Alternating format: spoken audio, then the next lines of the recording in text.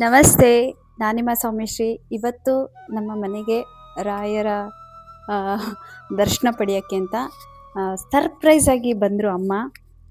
ನಾವು ತುಂಬ ವರ್ಷದಿಂದ ಪರಿಚಯ, ಆದರೆ ಅವರಿರುವಂಥ ಬ್ಯುಸಿ ಶೆಡ್ಯೂಲಲ್ಲಿ ಇವತ್ತು ಫ್ರೀ ಮಾಡಿಕೊಂಡು ಬರ್ತೀನಿ ಮಗಳೇ, ಬರ್ತೀನಿ ಒಂದಿನ, ಬರ್ತೀನಿ ಮಗಳೇ ಅಂತಿದ್ರು. ಇವತ್ತು ಸಡನ್ನಾಗಿ ಬಂದರು ಅಮ್ಮ. ನಾನು ಇವಾಗ ಯಾರು ಅಂತ ತೋರಿಸ್ತೀನಿ. ನೀವೇನಾದ್ರೂ ಅಮ್ಮ ಗೊತ್ತು ಅಂದರೆ ನನಗೆ ಕಮೆಂಟು ಸೆಕ್ಷನಲ್ಲಿ ಅವ್ರ ನೇಮ್ನ ಹಾಕಿ. ತೋರಿಸ್ಲಾ ಇವಾಗ? ಫಸ್ಟು ರಾಯರನ್ನು ತೋರಿಸಿ ಆಮೇಲೆ ಅಮ್ಮ. ಇವತ್ತಿನ ನಮ್ಮ ಮನೆಯ ಅಲಂಕಾರ.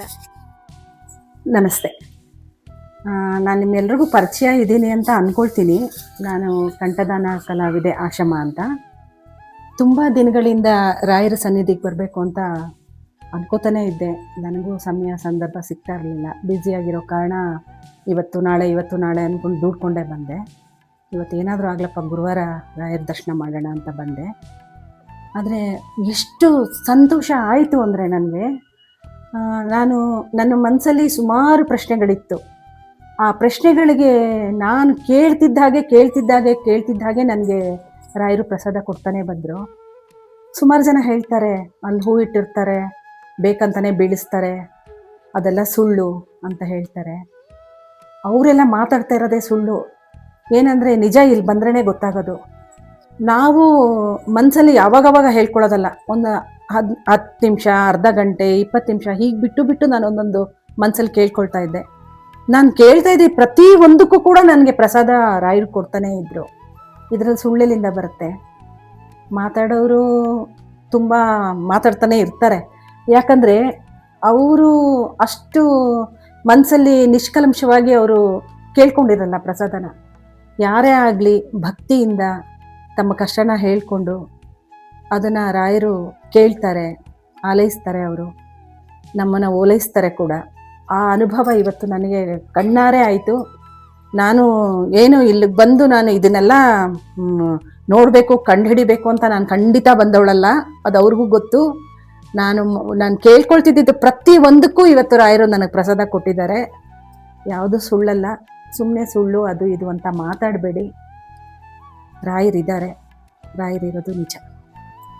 ನಮಸ್ತೆ ಅಮ್ಮ, ತುಂಬ ಖುಷಿ ಆಯ್ತಮ್ಮ. ಇವತ್ತು ನೀವು ಮನೆಗೆ ಲಕ್ಷ್ಮೀ ದೇವಿ ಥರ ನಮ್ಮ ಮನೆಗೆ ಬಂದು ಸಡನ್ನಾಗಿ ಬಂದ್ರಿ ಅಮ್ಮ.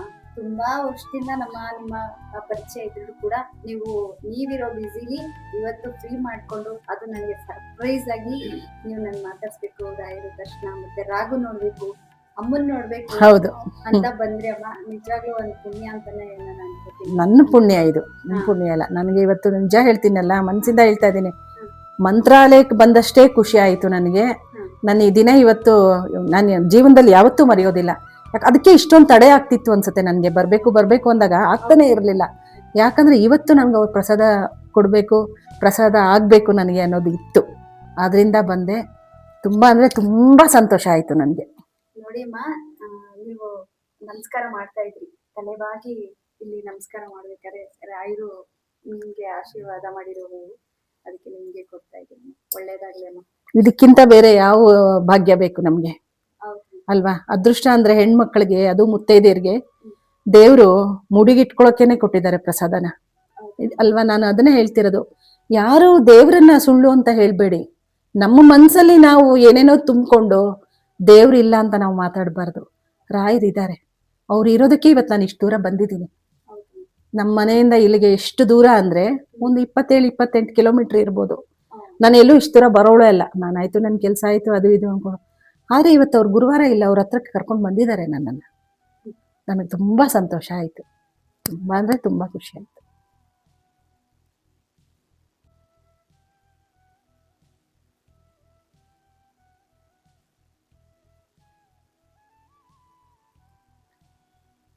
ಥ್ಯಾಂಕ್ಸ್ ಅಮ್ಮ. ರಾಯರು ಒಳ್ಳೇದ್ನಲ್ಲಿ ನಿಮಗೆ ಆಯುಸ್ಸು ಆರೋಗ್ಯ ಕೊಟ್ಟು ಕಾಪಾಡಿ.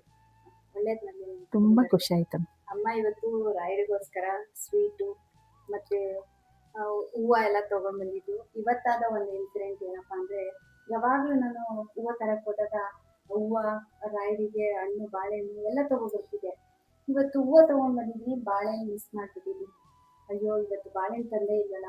ಆಮೇಲಿಂದ ಹೋಗಿ ಕೆಳಗಡೆ ಹೋಗಿ ತರೋಣ ಅಂತ ಅನ್ಕೊಂಡಿದ್ದೀನಿ. ನೋಡಿದ್ರೆ ಅಮ್ಮ ಬಾಳೆಹಣ್ಣು ಇಟ್ಕೊಂಡೇ ಬಂದ್ಬಿಟ್ರು, ಹೂವು ಇಟ್ಕೊಂಡ್ ಬಂದಿದ್ದಾರೆ, ಸ್ವೀಟ್ ಇಟ್ಕೊಂಡ್ ಬಂದಿದ್ದಾರೆ.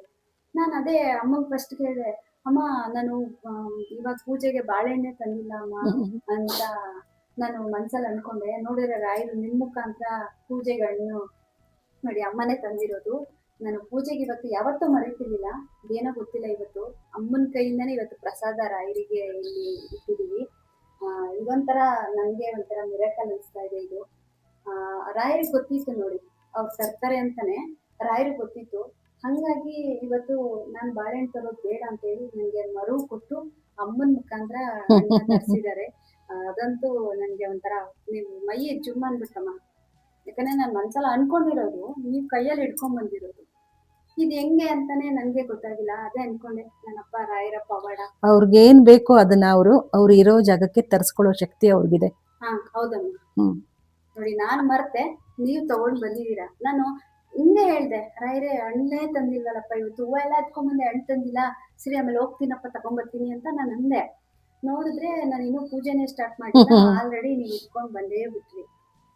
ರಾಯರಿಗೆ ಗೊತ್ತಿತ್ತು ಯಾರೋ ಬರ್ತಾರೆ ಇವತ್ತು ಮನೆಗೆ, ಅವ್ರ ಕೈಲಿ ಅವ್ರು ತಗೊಂಡ್ ಬರ್ತಾರೆ ಹಣ್ಣು ಅಂತ ಗೊತ್ತಿತ್ತು ಅವ್ರಿಗೆ. ಅದಕ್ಕೆ ನನಗೆ ಮರು ಕೊಟ್ಬಿಟ್ರು. ಏನೋ ತುಂಬಾ ಖುಷಿ ಆಯ್ತು. ನಿಮ್ಮ ಅನುಭವನ ನೀವು ಇವತ್ತು ಶೇರ್ ಮಾಡ್ಕೊಂಡ್ರಿ. ಅಮ್ಮ ಇವತ್ತು ಬಂದು ಅಮ್ಮ ಬಂದಾಗ್ಲೇ ನಾನೆಲ್ಲ ಅಲಂಕಾರನ ಅವ್ರ ಮುಂದೆನೆ ನಾನು ಅಲಂಕಾರ ಎಲ್ಲ ಮಾಡಿದೆ. ರಾಯರು ಎಷ್ಟು ಚೆನ್ನಾಗಿ ಅಮ್ಮಂಗೆ ಪ್ರಸಾದ ಅಂದ್ರೆ, ಅವ್ರು ಒಂದ್ ಮಾತು ರಾಯರ ಹತ್ರ ಮಾತಾಡ್ತಾ ಇದ್ರೆ ಸಾಕು, ಹಂಗೆ ಪ್ರಸಾದನ ಹಾಕೊಂಡ್ರು.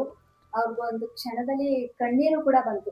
ತುಂಬಾನೇ ಇಲ್ಲ, ನಾನು ಇವತ್ತು ಮನ್ಸು ಬಿಚ್ಚಿನೇ ಹತ್ಬಿಟ್ಟೆ ಇವತ್ತು. ನನ್ನ ಕಣ್ಣಲ್ಲಿ ಅಷ್ಟು ಬೇಗ ನೀರು ಬರೋದಿಲ್ಲ ಇವತ್ತು. ನಾನು ತುಂಬಾನೇ ಅತ್ತೆ, ಯಾಕಂದ್ರೆ ನಾನ್ ಮನ್ಸಲ್ಲಿ ಏನ್ ಆಗ್ತಿತ್ತು, ಆ ಉದ್ವೇಗ ಅಂತಾರಲ್ಲ, ಆತರ ನನ್ನ ಪ್ರಸಾದ ಆಗುತ್ತೋ ಇಲ್ವೋ ಅನ್ನೋದು ಒಂದಿತ್ತು. ನನ್ಗೆ ಪದೇ ಪದೇ ಪದೇ ಪದೇ ಅವ್ರು ಪ್ರಸಾದ ಕೊಡ್ತಾನೆ ಬಂದ್ರು, ನನಗ್ ಸಮಾಧಾನ ಮಾಡ್ತಾನೆ ಬಂದ್ರು. ಇದು ತುಂಬಾನೇ ಅಂದ್ರೆ ವಿಸ್ಮಯ ಅನ್ಸುತ್ತೆ ಇದು, ಅಲ್ವಾ? ನಾವೆಲ್ಲ ಸಾಧಾರಣ ಮನುಷ್ಯರು ನಾವು, ಅಲ್ವಾ? ನಮ್ಮಲ್ಲಿ ಒಂದಿರುತ್ತೆ. ಇವತ್ತು ನನಗೂ ಭಯ ಇತ್ತು, ನಾನು ಏನಾದ್ರು ಕೇಳಿದ್ರೆ ದೇವ್ರು ಏನ್ ಅನ್ಕೋತಾರೋ ಏನೋ, ನನಗ್ ಕೊಡ್ತಾರೋ ಇಲ್ವೋ. ಆದ್ರೆ ಅಲಂಕಾರ ಮಾಡಕ್ ಶುರುವಾದಾಗಿಂದನೂ ನನಗ್ ಪ್ರಸಾದ ಕೊಡ್ತಾನೆ ಬಂದ್ರು ಅವರು, ಅಲ್ವಾ? ಎಲ್ಲ ಮಲ್ಗೆ ಹೂ ಕೊಟ್ಬಿಟ್ರು ಅಲ್ಲಿ. ಎಲ್ಲ ನೋಡಿ, ಆಮೇಲೆ ಇಲ್ಲಿ ನೋಡಿ ಅಮ್ಮ ಎಷ್ಟು ಚೆನ್ನಾಗಿ ಕೊಟ್ಟಿದ್ದಾರೆ. ದೇವ್ರ ಮನೆಯಲ್ಲಿ ಅಲ್ಲೂ ಮತ್ತೆ ಪುಟ್ಟ ರಾಯರ ಹತ್ರ ಇಟ್ಟಿದ್ರಲ್ಲ, ಅದು ಅವಾಗ್ಲೇ ಕೊಟ್ಬಿಟ್ಟಿದ್ದಾರೆ. ರಾಯರಿದ್ದಾರೆ, ಯಾರು ತಪ್ಪಾಗಿ ಅರ್ಥ ಮಾಡ್ಕೋಬೇಡಿ. ನಾವು ಎಷ್ಟು ಮನಸ್ಸಿಂದ ನಾವು ದೇವ್ರನ್ನ ನಂಬ್ತೀವೋ ಅವ್ರು ಯಾವತ್ತೂ ನಮ್ಮ ಕೈ ಬಿಡಲ್ಲ. ಇದು ಯಾವತ್ತೂ ಸತ್ಯನೇ, ಇದನ್ನೇ ನಾವು ಹೇಳಬೇಕಾಗಿಲ್ಲ. ಆಮೇಲೆ ಇದನ್ನು ಹೇಳಬೇಡಿ, ಹೇಳ್ಕೊಟ್ಬಿಟ್ಟು ಹೇಳಿಸಿದ್ರು ಈ ಮಾತುಗಳನ್ನ ಅಂತ ಅದನ್ನು ಹೇಳಕ್ಕೆ ಹೋಗ್ಬೇಡಿ. ಯಾಕಂದರೆ ಮನಸ್ಸಿಂದ ನಾವು ಮಾತಾಡಿರ್ತೀವಿ, ನಮ್ಗಾಗಿದ್ದ ಅನುಭವನ ನಾವು ನಿಮ್ಮ ಜೊತೆಲಿ ಹಂಚ್ಕೊಂಡಿರ್ತೀವಿ. ಅದನ್ನು ತಪ್ಪಾಗಿ ಅರ್ಥೈಸ್ಬೇಡಿ. ರಾಯರಿದ್ದಾರೆ, ನಂಬಿಕೆ ಇರಲಿ ಎಲ್ಲರಿಗೂ. ಒಳ್ಳೇದಾಗಲಿ. ಎಲ್ಲರೂ ಚೆನ್ನಾಗಿದ್ದೀರಿ.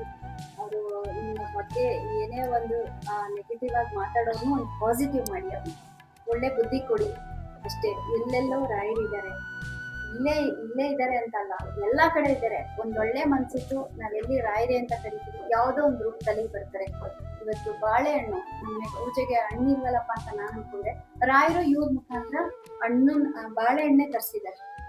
ನಾನು ಕೆಳಗಡೆ ಇಳಿದು ಹೋಗ್ಬೇಕು ಅಂತ ಅನ್ಕೊಂಡ್ರೆ, ನೀನ್ ಎಲ್ಲೂ ಹೋಗ್ಬೇಡ ಮಗಳೇ, ಬರುತ್ತೆ ಇರು, ವೆಯ್ಟ್ ಮಾಡೋ ಅಂತೇಳಿ ನೋಡಿ ನಿಮ್ಮ ಮುಖಾಂತರ ಅವ್ರ ನೈವೇದ್ಯಕ್ಕೆ ಇವತ್ತಿನ ಪೂಜೆಗೆ ಬಾಳೆಹಣ್ಣು ನಿಮ್ಮ ಮುಖಾಂತರ ಹೂವು ಎಲ್ಲ ತರಿಸ್ಕೊಂಡು ಸ್ವೀಟ್ ತರಿಸ್ಕೊಂಡು ಎಲ್ಲ ಮಿರಾಕಲ್ ಅಲ್ವಾ?